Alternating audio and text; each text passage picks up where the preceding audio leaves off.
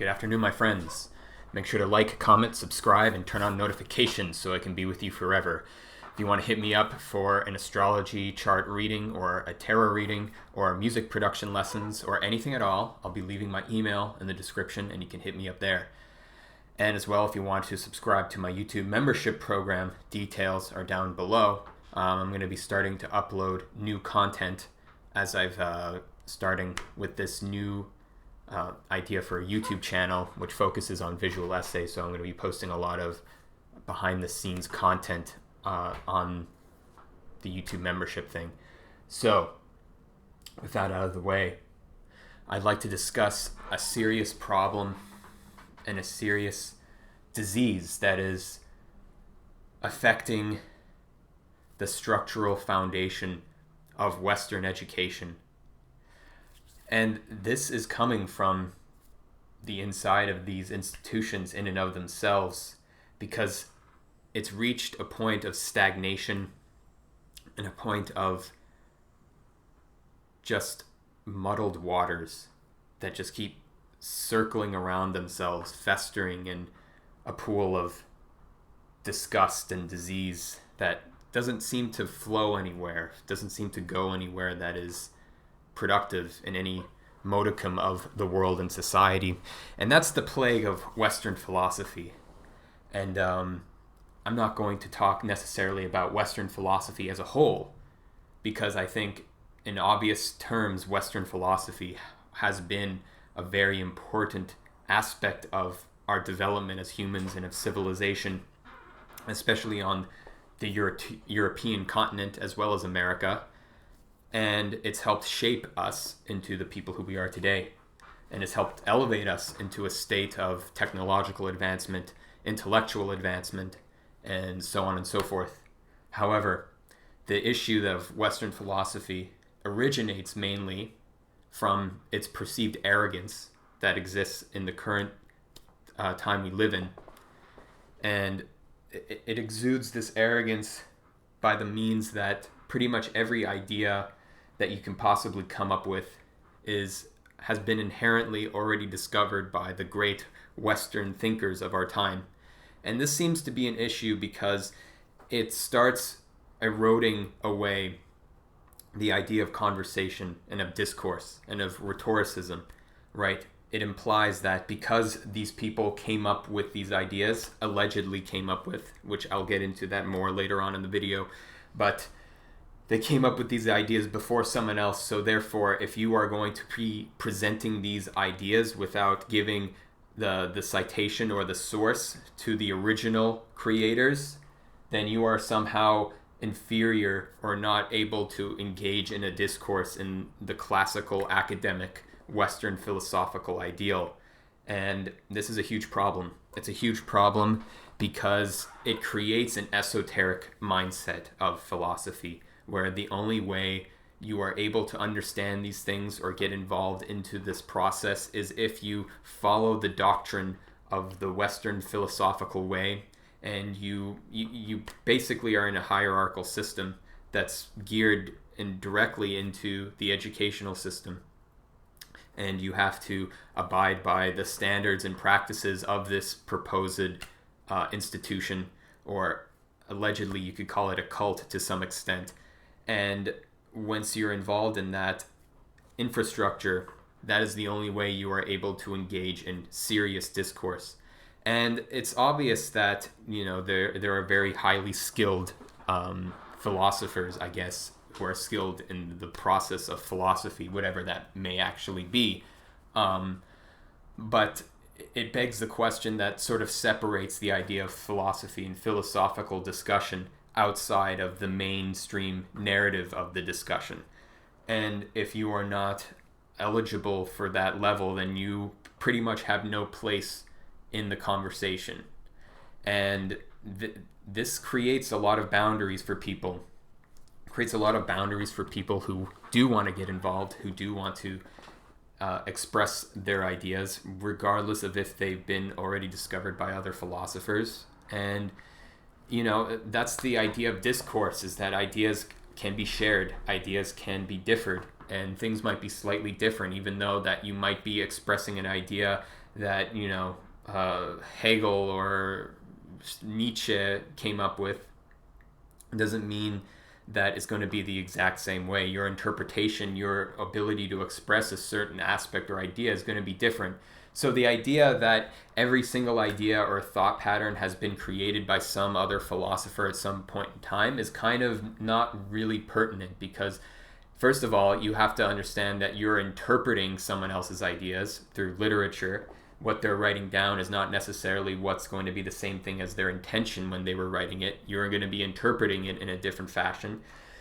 And then on top of that, the person who is expressing the idea that might be similar might actually be slightly different, or they might have a very slightly attunement to that specific idea or concept that differs from this person. So I don't think it's fair to say that you have to, you know, realize that your ideas that you're coming up with have already existed, regardless of if you've heard of these people or not before. But that's only a minor aspect of it. The main issue with Western philosophy is its imposed arrogance, that the Western philosophical discussion, the grand discussion that's been going on for 2,000 years, is the only place where this kind of discussion was happening. Like as if the rest of the world doesn't exist outside of Europe and America. You know, it just has this perceived arrogance that none of these other ideas were being discussed in other cultures. And if it's so fucking like anal about being able to cite your sources or cite where ideas originate from, then they should take the time to realize that most Western ideas and concepts actually originated in ancient China, ancient Asia in general, because we kind of forget that that was like a civilization that's over 5,000 years old and still exists to this day. And we kind of just like look at it as like, oh yeah, like Eastern philosophy, yeah, it has some stuff there. Cool. And that's the main issue I have with it. That's the main issue, is that it completely disregards an entire civilization of philosophy. And it can go to indigenous groups who have their own views, tribes in Africa even, although those are different because they don't actually have a lot of recorded documents. They didn't have literature, so to speak, to preserve their ideas and discussions, but the Chinese did. The Chinese did have a long record of recorded documents to which anyone can study. And the issue with Western philosophy is that it kind of deems it, oh yeah, that's like a separate thing. Let's put that over there. It's not part of our discussion, our little group. It's like a clique.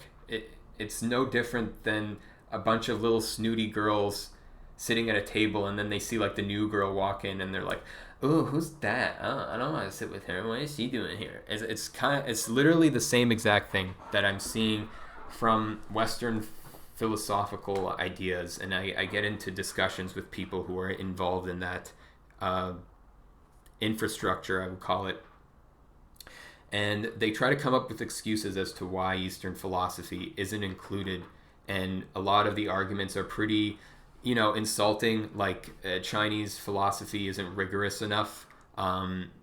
It's completely different lineage and theory of based in discussions. There's all kinds of reasons why.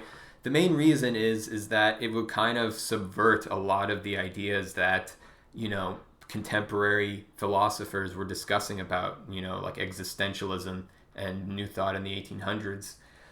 Because a lot of what Eastern philosophy had, and a lot of those concepts actually originated like over 2,000 years before any of these guys were even talking about that.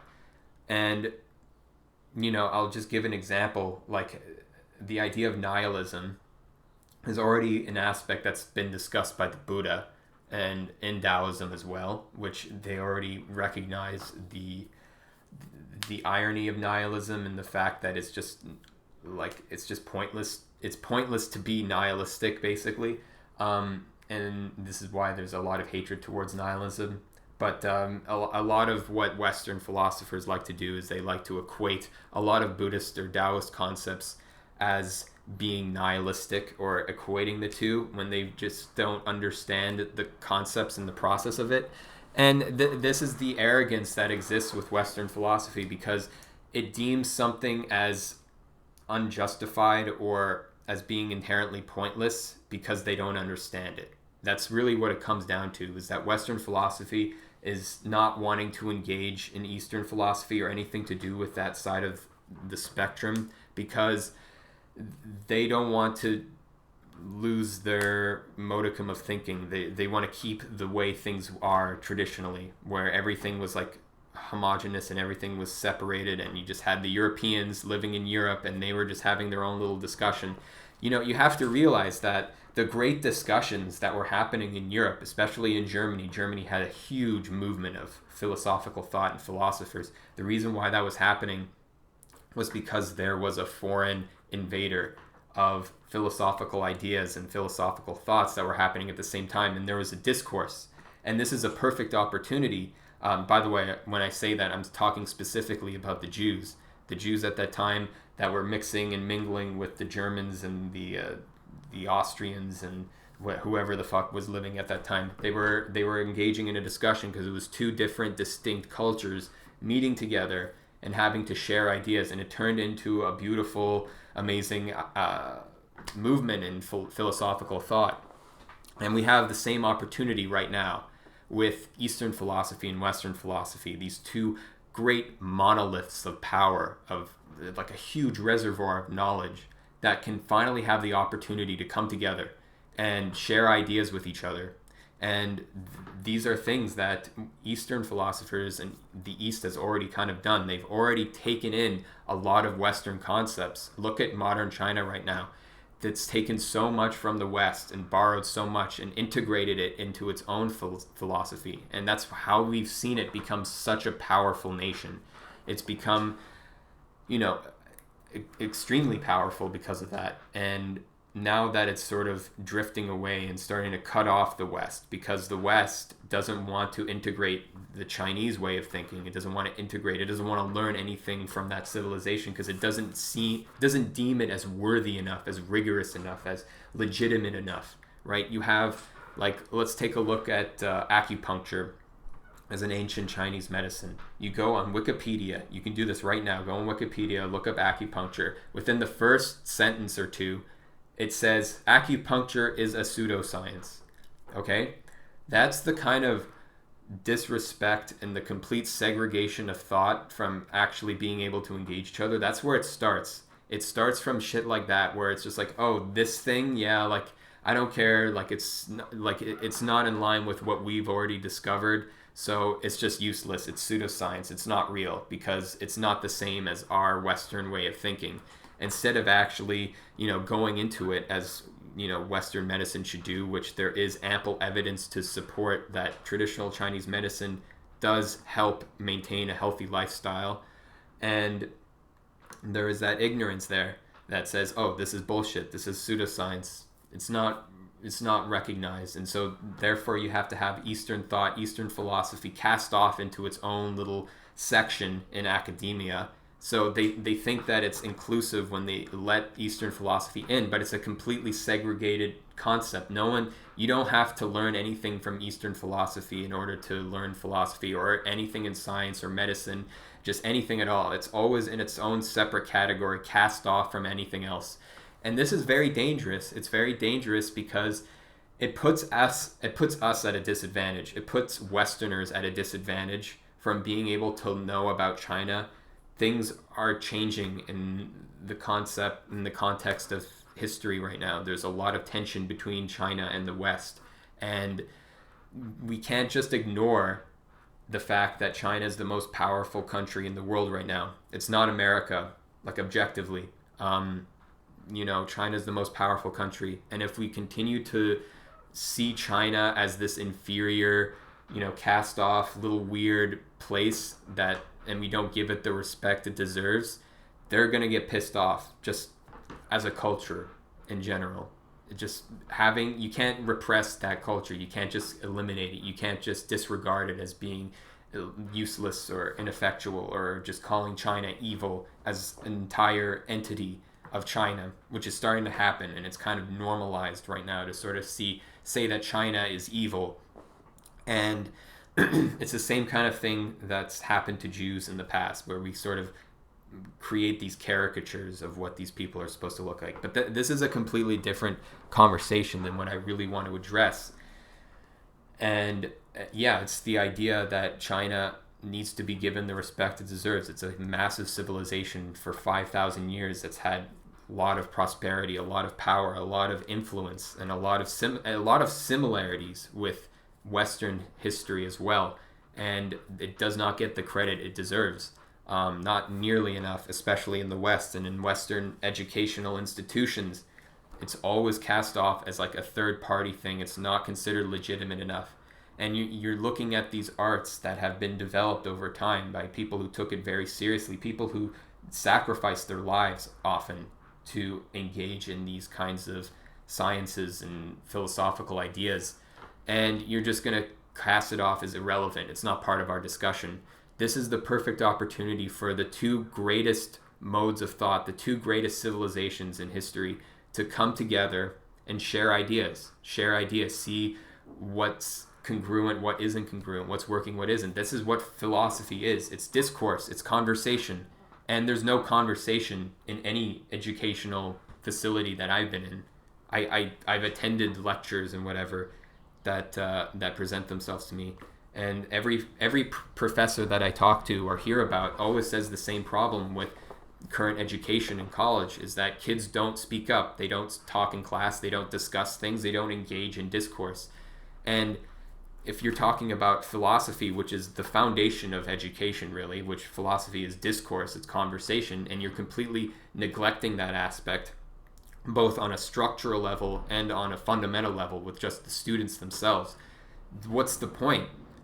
Like, what's the point of doing this? Like, you're just reading you're reading discourse, right? You're reading a conversation on a piece of paper, but you're not engaging in it. And who cares if you're wrong? Who cares if you're stupid and you're going to come off as stupid and you're going to have a wrong idea? That's the whole point of learning, is that you present your information, it gets disproven, and then you're like, oh shit, now I realize that's wrong. Now I can learn. That's what learning is. If you're just constantly receiving information, you're not being told what's right for you or what's logical for you. You're just reading this piece of paper and not engaging in it. You're not engaging in the discourse. You're not questioning the material that's being presented to you. You read it, you write your little fucking thesis paper, and that's about it. And look, I'm being like very critical because obviously this isn't the case for every single educational place. There's plenty of great professors, plenty of great students who do engage in discussion, obviously. But I'm talking about it from a generalized perspective, that there is an issue where education is kind of not education anymore. And it's a huge problem. And this is specifically coming from the foundational aspects, which is Western philosophy. And, I'll touch upon this as well, that we can learn about, especially with Chinese philosophy, Eastern philosophy in general, is how much Western philosophy completely neglects the body. This is a problem that I have with Western philosophy because, we're all integral beings. We're all whole beings, right? To neglect the body is to neglect the mind. And a lot of philosophers think that the body is irrelevant. The body is irrelevant when you're discussing the process of the mind and of consciousness, and that you can sort of elevate yourself out of the body. And that's sort of an issue that's in Buddhism as well. And this is a thing that people like to equate Taoism with Buddhism as pretty much similar, the same things. They're actually very, very different if you actually learn about them more. And, it's that aspect that the body is irrelevant, that all that matters is your soul and your consciousness, and your body can just sort of rot away while you ascend to heaven or you ascend to nothingness if you're an atheist, right? But, so with the thing with Chinese philosophy, with Taoism specifically, is that it respects the body. This is where martial arts came from. Traditional martial arts came from this philosophy, and it came with the dedication to building the body, building the qi, the energy, the life force within you, your vitality, so that you can live longer and you can attain enlightenment, right? That was the whole philosophy, is you strengthen and build the body, and then from that you can create enlightenment because you have a strong structural foundation.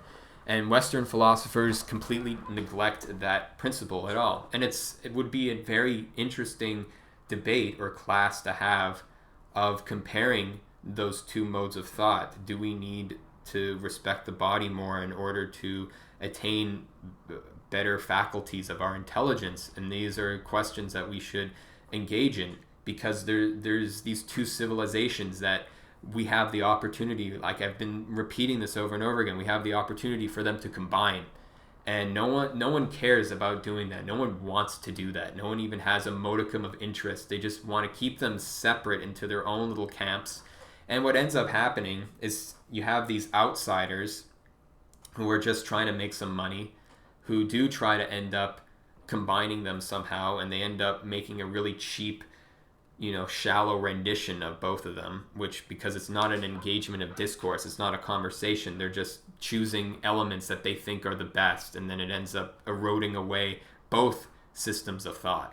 And that's another problem as well. So anyway, I just wanted to bring that up because it was something that's been on my mind.